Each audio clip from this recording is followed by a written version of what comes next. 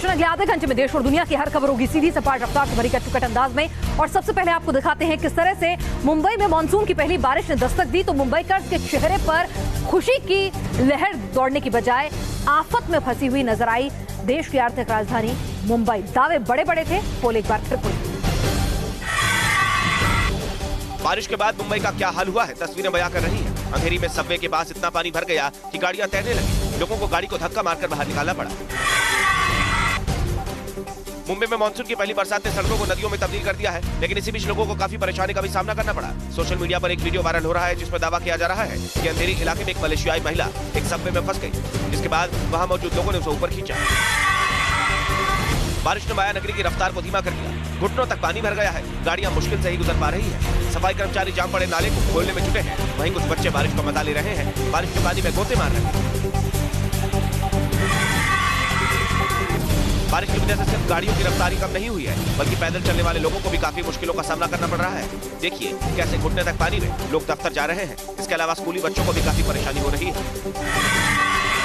अब जरा Thane railway station की हालत देख लीजिए। यहाँ बारिश इतनी तेज हुई कि रेलवे स्टेशन पर झरना बहने लगा। रेलवे स्टेशन पूरा पानी पानी हो गया है और आने जाने वाले लोगों को काफी परेशानी का सामना करना पड़ रहा है। सूरत में बरसाती पानी के बीच बिजली के खंभे से करंट आ गया। खंभे में एक महिला चिपक गई। महिला चीखती रही, चिल्लाती रही, लेकिन कोई मदद नहीं कर पाया और महिला की तड़प तड़प कर मौत हो गई। गुजरात के छोटा उदयपुर में भी बारिश की वजह से नदियां उफान पर हैं। तस्वीरें देखिए, बारिश के बाद नीचे इलाकों में कैसे बाढ़ जैसे हालात पैदा हो गए। तस्वीरें मध्य प्रदेश के नरसिंहपुर की। यहाँ भी बारिश ने लोगों की परेशानी बढ़ा दी है। तेज बारिश के चलते बाजार में पानी बढ़ा तो लोगों के बीच अफरा तफरी मच गई। तो मुंबई में मानसून की पहली बारिश किस कदर आफत का सबब बनकर आती हुई नजर आई। तो वहीं अगर चाइना की बात करें तो वहां पर बाढ़ से हालात जो हैं वो लगातार बदतर होते जा रहे हैं। किस तरह से फ्लैश फ्लड वहां पर आया, जिसके बाद शहर किस तरह से जलमग्न हो गए, आप भी देखिए। पानी में बहती गाड़ियां, सैलाब ऐसा कि दिल दहल जाए और कुदरत का ऐसा कहर जिसने सब पानी पानी कर दिया। चीन में आई फ्लैश फ्लड की हर एक तस्वीर डरा देती है। देखिए कैसे गाड़ी खिलौने की तरह नीचे गिरती जा रही है। इस कार के ऊपर एक टेम्पो भी पानी के वेग में बहता जा रहा है। पानी का बहाव इतना ज्यादा है कि गाड़ी को नदी में अपने साथ बहा ले गया। देखिए बारिश का पानी शहरों में घुस गया है और गलियां नदी नाले में तब्दील हो गई। पानी कारों को अपने साथ बहा ले जा रहा है। हालात इतने ज्यादा गर्म, लोगों को बचाने के लिए नाव से शहर में घूम रही है और घर घर जाकर लोगों को बाहर निकाल रही है। इस बाढ़ से करीब 4.5 लाख लोग प्रभावित हुए हैं। बाढ़ के पानी ने करीब 600 घरों को तबाह कर दिया है। जुलाई के महीने में करीब 50 लोगों की मौत हो गई है और सैकड़ों लोग लापता है। और अब आपको दिखाते हैं हीरो ऑफ द डे जो बने हैं चीन में रेस्क्यू करते हुए एक टीम, जिन्होंने 3 लोगों को जो लहर में फंस गए थे उन्हें बचा लिया। खबर समझने से पहले ये तस्वीर देखिए। चारों तरफ बरसात का उफनता पानी है। पानी के बीच 3 बच्चे फंसे हुए हैं। वीडियो जैसे ही आगे बढ़ता है आपको 2 बच्चे बहते हुए नजर आएंगे।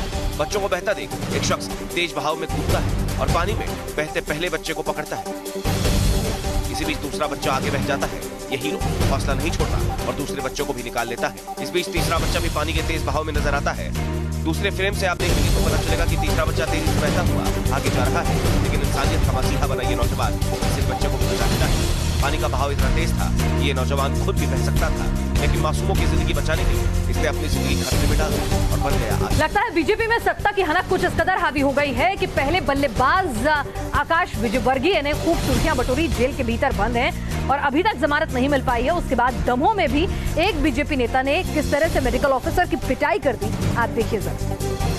ये तस्वीरें आपको याद होंगी। इंदौर से बीजेपी विधायक और कैलाश विजयवर्गीय के बेटे आकाश विजयवर्गीय ने सरकारी कर्मचारियों पर बल्ले से हमला किया था। पुलिस ने केस दर्ज किया, मामला अदालत में पहुंचा, लेकिन बीजेपी कार्यकर्ताओं को देखिए अपने नेता की हरकत को सैल्यूट कर रहे हैं। बीजेपी कार्यकर्ताओं ने पूरे शहर में आकाश विजयवर्गीय की हरकत को सैल्यूट करते पोस्टर लगाए हैं। क्या बीजेपी कार्यकर्ताओं को अपने नेता की इस हरकत पर शान का एहसास है? क्या ये प्रचंड जीत की हनक है जो सही गलत में फर्क करना भूल गई है? अब इन जनाब को देखिए। नाम है विवेक अग्रवाल, भाजपा युवा मोर्चा के उपाध्यक्ष है। दमोह में अग्रवाल साहब उग्र हो गए और नगर निगम दफ्तर में बल्ला लेकर पहुंच गए। ये भी किसी को धमका रहे थे या आकाश विजयवर्गीय के पद चिन्हों पर चल रहे थे, कहना और समझना मुश्किल है। शपथ लेने से पहले पीएम मोदी ने खुद कहा था कि प्रचंड जीत के बाद सबका विश्वास जीतना है, तो क्या यूं बल्लाबाजी कर बीजेपी नेता विश्वास जीतने निकले हैं? और अब आपको दिखाते हैं किस तरह से लुधियाना के जेल में जब 2 गुटों के बीच में हिंसक झड़प शुरू हो जाती है, उसके बाद हमने आपको तस्वीरें दिखाई थी कि कैदियों ने जेल से भागने की कोशिश भी की। और अब खबर आ रही है, न्यूज नेशन को एक्सक्लूसिव जानकारी मिली है कि 4 कैदी 30 फीट ऊंची दीवार को फांद कर भागने में कामयाब भी हो जाते हैं। आप जेल प्रशासन का दावा है कि फरार कैदी पकड़े गए हैं। जरा देखिए कि किस तरह से लुधियाना जेल में जब दो गुटों के बीच में हिंसक झड़प होती है, मौके का फायदा उठाते हैं कैदी और 30 फीट ऊंची दीवार को लांघते हुए ये 4 कैदी जो हैं वो जेल से भागने में कामयाब होते हैं। हालांकि जेल प्रशासन का दावा है कि फरार कैदियों को तुरंत पकड़ लिया गया।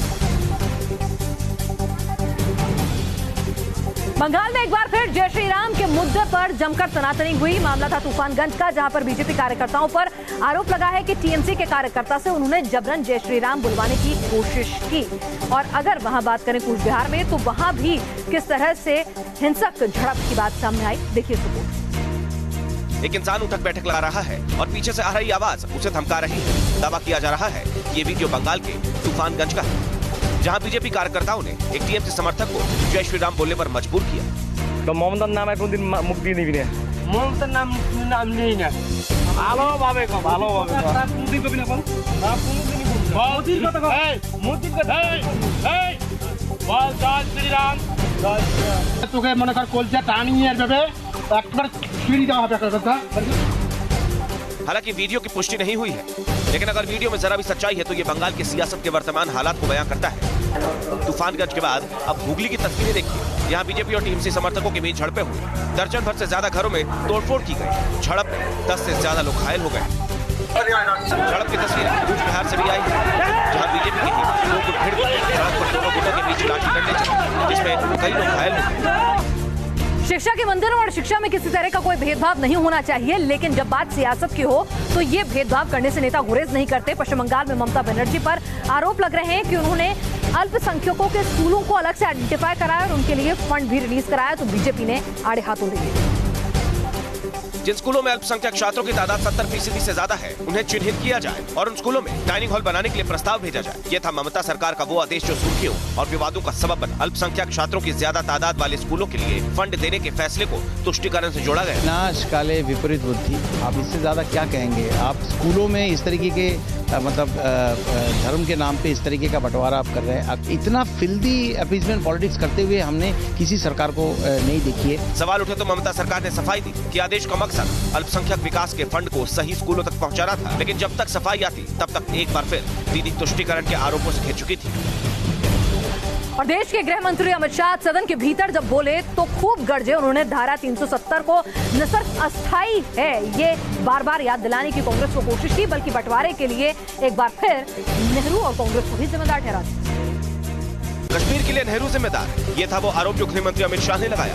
जवाहरलाल नेहरू उस वक्त के प्रधानमंत्री जी ने सीज फायर कर वो हिस्सा पाकिस्तान। जवाहरलाल नेहरू जी ने देश के गृह मंत्री और उप प्रधानमंत्री को भी भरोसे में लिए बगैर कर। शाह के वार पर कांग्रेस ने पलटवार किया और पूछा दाऊद को कब लाएंगे। चुनाव के पहले बहुत दिन से आप लोगों से बात आ रहे हैं कि दाऊद इब्राहिम को पकड़ के लाएंगे, कब दाऊद इब्राहिम को पकड़ के लाएंगे। शाह के इस बयान के बाद से सदन और सदन के बाहर अब सियासत तेज हो गई है। और घाटी में आतंकी आपस में ही लड़ मरेंगे ऐसा लग रहा है, क्योंकि अब आतंकियों के बीच में ही गैंग वॉर शुरू हो गया है। खबर है कि लश्कर और जैश के आतंकियों ने मूसा गुट के एक आतंकी को मार गिराया। हमारे जो अजीम मुजाहिद आदिल अहमद दास शहीद रहमतुल्लाह और हमाज भाई शहीद रहमतुल्लाह, इसके साथ जो ये मामला हुआ, ये हिज़्ब और लश्कर दोनों तंजीमों ने मिलकर किया था। अनंतनाग में आतंकियों के बीच गैंगवॉर को लेकर ये धमकी अंसार गजवत उल हिंद ने जारी की है। अनंतनाग में अंसार गजवत उल हिंद की हिजबुल और लश्कर आतंकियों से भिड़ंत हुई थी, जिसमें मूसा गुट का आतंकी आदिल मारा गया था। ये सिर्फ जुबानी धमकी नहीं है, वीडियो में अंसार का आतंकी हिजबुल और लश्कर के उन आतंकियों की तस्वीरें भी दिखा रहा है जिन्होंने आदिल को मौत के घाट उतार दिया। मायने साफ है कि घाटी में अब आतंकी एक दूसरे की जान के दुश्मन बन रहे हैं। वहीं बडगाम में एक एनकाउंटर के दौरान जवानों ने एक आतंकी को ढेर कर दिया। बताया जा रहा है कि मारा गया आतंकी पाकिस्तानी है। इस मुठभेड़ के साथ ही घाटी में इस साल मारे गए आतंकियों का आंकड़ा 120 के पार पहुंच गया। और टीएमसी सांसद नुसरत जहां जो हैं वो ट्रोलर्स के निशाने पर आ गई हैं और वजह बना है उनकी मांग में सिंदूर और हाथों में चूड़ा।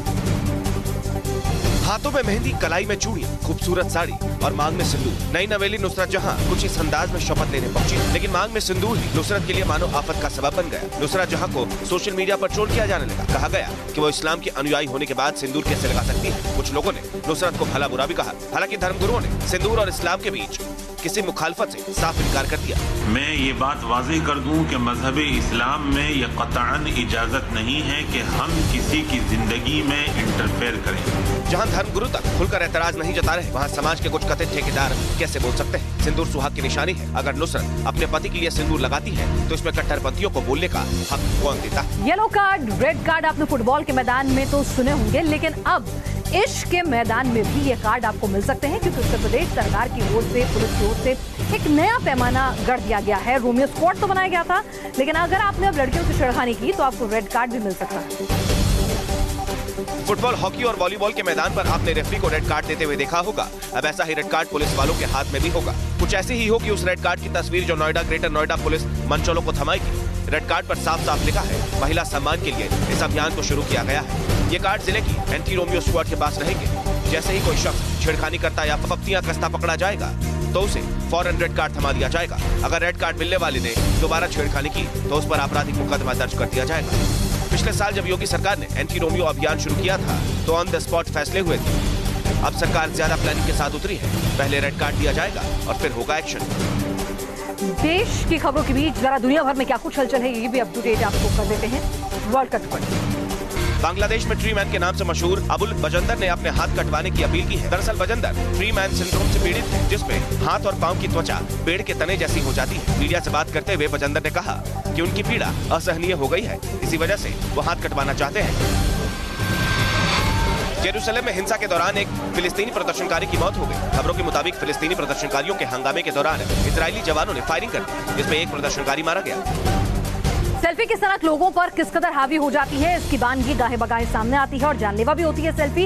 एक रिपोर्ट के मुताबिक दुनिया भर में सालाना 300 से ज्यादा मौतें सेल्फी के चक्कर में हो जाती हैं और हिंदुस्तान में 150 हो जाती है। सेल्फी स्मार्टफोन रखने वाले मानो हर शख्स की आदत बन गई है। कभी पाउट तो कभी ग्रुप सेल्फी। आपको किस्म किस्म की सेल्फी देखने को मिल जाएंगी, लेकिन क्या आपको मालूम है कि सेल्फी का ये जुनून जानलेवा हो सकता है? सेल्फी को लेकर एक रिपोर्ट सामने आई है, जिसके मुताबिक हर साल सेल्फी से होने वाली मौत शार्क के हमलों से होने वाली मौत से 5 गुना ज्यादा होती है। 2011 से 2017 के बीच सेल्फी लेते हुए 259 लोगों की मौत हो गई। इसमें 159 मौत सिर्फ भारत में हुई। इनमें से ज्यादातर मामले ऐसे थे जब लोगों ने खतरनाक मौकों पर सेल्फी लेने की कोशिश की, जैसे किसी ऊंचे पहाड़ पर या रेलवे ट्रैक पर। हम भी आपसे अपील करेंगे कि सेल्फी लीजिए जरूर, लेकिन संभल कर। और आगे बढ़े जरा कुछ और बड़ी खबरों पर नजर डाल लेते हैं। जम्मू कश्मीर में 6 महीने के लिए बढ़ाया गया राष्ट्रपति शासन। इस बाबत प्रस्ताव खुद गृह मंत्री अमित शाह लेकर आए थे। राष्ट्रपति शासन की मियाद बढ़ाने को कांग्रेस ने मोदी सरकार की कमजोरी करार दिया।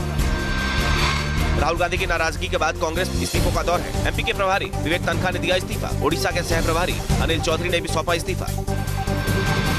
बीजापुर में नक्सलियों से एनकाउंटर के दौरान सीआरपीएफ के 3 जवान शहीद हो गए। दरअसल जवान गश्त पर निकले थे और इसी बीच नक्सलियों ने घात लगाकर हमला कर दिया। आयुष्मान खुराना की फिल्म आर्टिकल 15 का विरोध बढ़ा। भोपाल और नागपुर में कुछ संगठनों ने किया फिल्म रिलीज का विरोध। इससे पहले हरिद्वार में संत समाज ने भी जाहिर की थी नाराजगी। क्या क्रिकेट वर्ल्ड कप से पाकिस्तान को बाहर करने के लिए टीम इंडिया रचेगी साजिश? टीम इंडिया तो ऐसा कतई नहीं सोचेगी, लेकिन पाकिस्तान के पूर्व बल्लेबाज बासित अली कुछ ऐसी ही सोच रखते हैं। कह रहे हैं कि श्रीलंका और बांग्लादेश से जानबूझकर टीम इंडिया हारेगी, जिससे पाकिस्तान वर्ल्ड कप से बाहर हो जाए। बांग्लादेश और श्रीलंका की टीम जानबूझकर हारेगी, जिससे पाकिस्तान पॉइंट्स टेबल में नीचे चली जाएगी और पाकिस्तान सेमीफाइनल में नहीं पहुंचेगा। यह साजिश का वो समीकरण जो पाकिस्तान के पूर्व क्रिकेटर बासित अली को समझ आया है। कैसे, खुद बासित की जुबानी सुनिए। हार जाए लेकिन जान के तो लोग नहीं बोलते, क्योंकि उनके पास, आप तो यही कह रहे हैं, उनकी आंखें नहीं, उनके पास बटन है। अच्छा, माफी के साथ आपकी राय है कि जान के भी हार सकता है। वो ऐसा मैच खेलेगा जो पता ही नहीं चलने देगा। बासित की इस कथित बेवकूफाना साजिश की वजह भी समझिए। पॉइंट टेबल में बांग्लादेश के 7 मैच में से 7 अंक है, पाकिस्तान के 7 मैच में 7 अंक है और श्रीलंका के 6 में 6 अंक है। अगर बांग्लादेश और श्रीलंका ने भारत से मैच जीता तो दोनों के अंक पाकिस्तान से ज्यादा हो जाएंगे। लेकिन अगर इतनी अक्ल पाकिस्तानी टीम के खिलाड़ी मैदान पर लगाते, बासित अली जैसे धुरंधर उन्हें नसीहत में लगाते, तो उस टीम के लिए साजिश जैसे अल्फाजों का इस्तेमाल नहीं करना पड़ता, जो अब तक वर्ल्ड कप में एक भी मैच नहीं हारी है। राइव आपको अपडेट कर देती हूँ खबरों से जो सोशल मीडिया में आज दिन भर वायरल करती है। जॉर्जिया में एक अनाथ बच्ची का वीडियो दिन भर वायरल होता रहा। दरअसल इस बच्ची को प्लास्टिक बैग में डालकर सड़क किनारे छोड़ दिया गया था। बच्ची पुलिस को मिली। पुलिस वालों ने इसे अस्पताल पहुंचाया और अस्पताल में इसे नाम दिया गया इंडिया। इलाज के बाद इंडिया एक बार फिर मुस्कुरा रही है।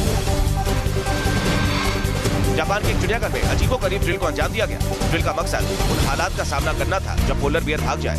इसके लिए पोलर बियर जैसी कॉस्ट्यूम पहनाकर एक शख्स को जू में छोड़ा गया और फिर जो हुआ वो ड्रिल से ज्यादा कॉमेडी नजर आया। आपने देखी देश और दुनिया की हर खबर सीधी सपाट रफ्तार से भरी हुई कट्टुकट अंदाज में। फिलहाल दीजिए इजाजत, फिर हाजिर होंगे खबरों के इसी अंदाज के साथ। आप देख रहे हैं न्यूज़ डैश।